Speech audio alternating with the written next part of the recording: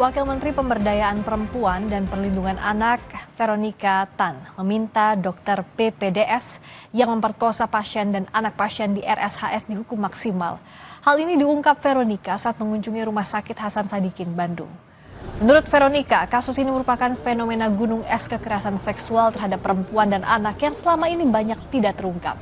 Veronica menambahkan oknum dokter tersebut telah mencemarkan nama baik profesi kedokteran dan layak dijatuhi sanksi hukuman maksimal. Kementerian PPPA akan melakukan pendampingan psikologis bagi korban serta dukungan sistem hukum yang lebih berpihak pada korban.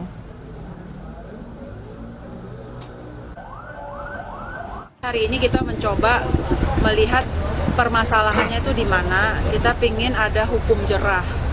Jadi ada efek jerah dari hukuman maksimal.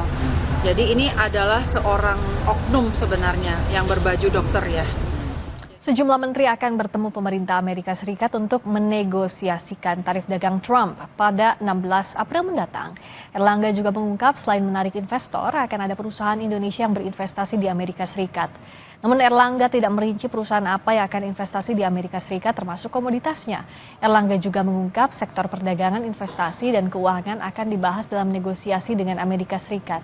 Tim negosiasi ini akan berunding dengan pemerintah Amerika Serikat di Washington DC dari tanggal 16 hingga 23 April mendatang. Indonesia adalah salah satu negara yang mendapat kesempatan pertama untuk diundang ke Washington di trade investment dan juga di sektor keuangan. Dan secara teknis juga Indonesia juga akan ada selain mengundang investasi Amerika.